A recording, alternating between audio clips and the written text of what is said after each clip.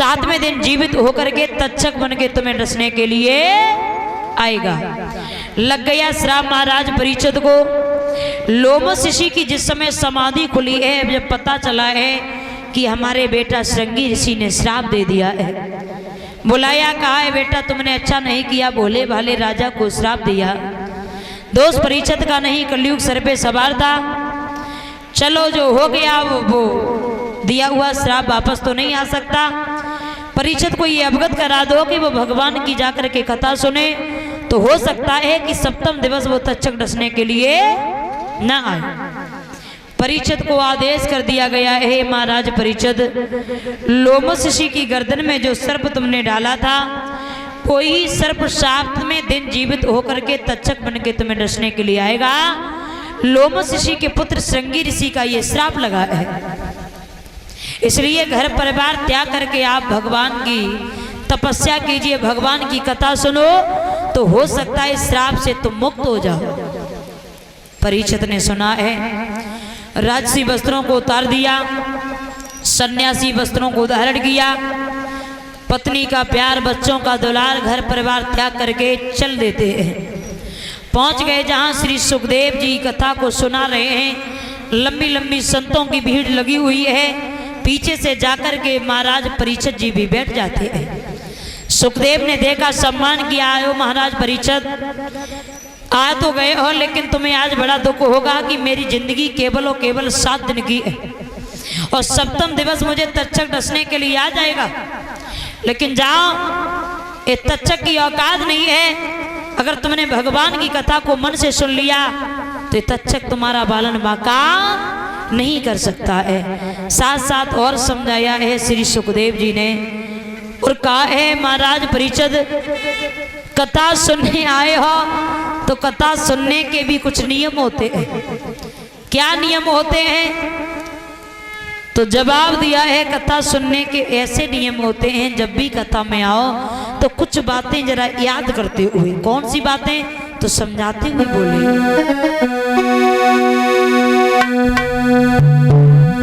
कि हर कीर्तन में बैठते समय कुछ ऊंच नीच का भाव न हो, अपने मन का अपने तन का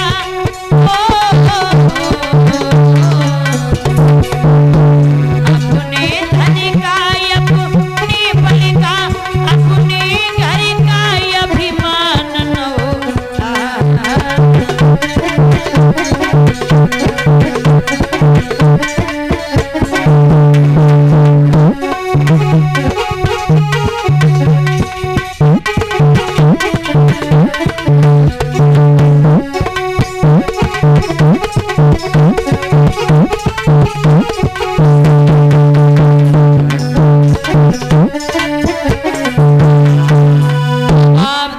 सुखदेव जी ने कहा है, महाराज परीक्षित, हर कीर्तन में बैठते समय कुछ ऊंच नीच का भाव न हो, अपने धन का अपने बल का अपने घर का अभिमान न हो।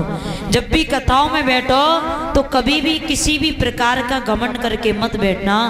अगर तुम्हारे पास बल है तो बल तुम्हारे लिए, किसी और के लिए नहीं। धन है तो धनवान तुम हो, धन तुम्हारे लिए, किसी और के लिए नहीं है। भगवान ने तुम्हें सुंदरता दी है तो सुंदरता आपके लिए, किसी और के लिए नहीं है।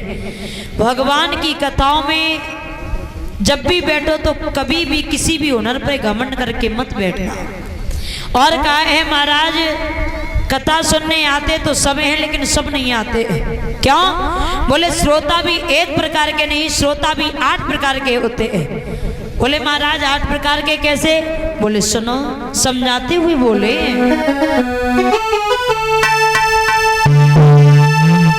कि श्रोता अकज सोते और सरोते हैं, और इसलिए कथा सुनने वाले नहीं थे।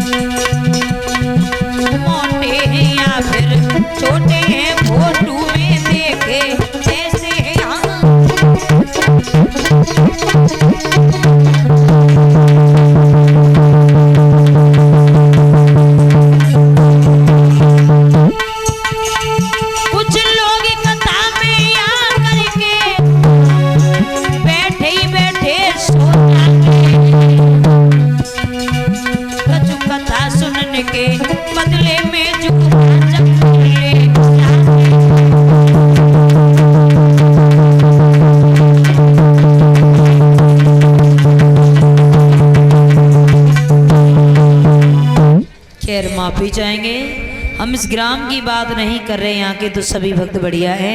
मेरे कहने का उद्देश्य ये है कि जाकी जैसी भावना ताए तैसो सुहाए, और सबे नीम कड़ुओ लगे पर उठ प्रेम सो। महाराज परीक्षित जी बैठ जाते हैं कथा को सुनने के लिए, और कहा है महाराज 7 दिन तक अगर तुमने भगवान की कथा को मन बुद्धि चित्त एकाग्र करके रसास्वादन किया तो सप्तम दिवस वो तक्षक तुम्हारा कुछ बिगाड़ नहीं सकता है। अब आइए सभी भक्त मिलकर के एक छोटा सा भजन बोलेंगे, समय पूर्ण हो रहा है। एक भजन बोलेंगे उसके बाद आरती होगी, बड़े भाव से बोलते हुए चलेंगे।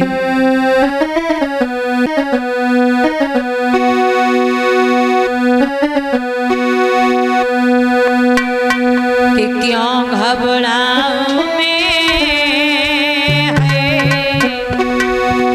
कि क्यों घबराऊं मैं, और मेरा तो श्याम से नाता है क्यों।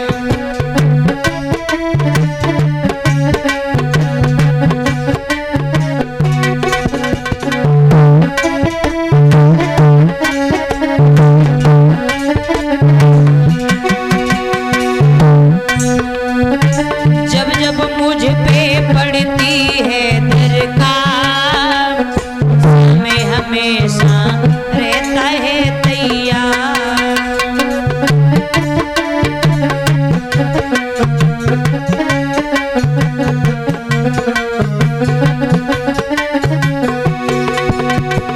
श्याम ने मुझ पे किया बहुत उपकार, श्याम हमारे जीवन का आधार।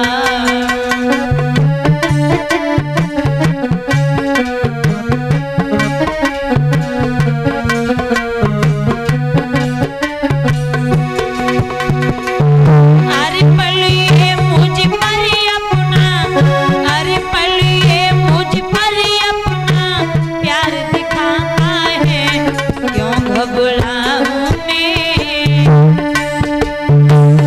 मेरा तो श्याम से नाता है।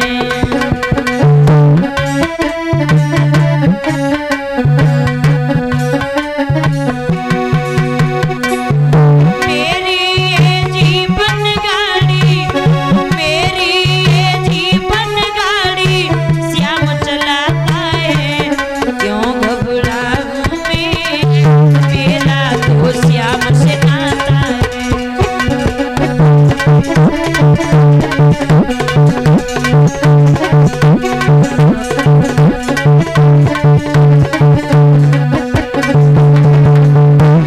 क्यों घबराऊं मैं, मेरा तो श्याम से नाता है।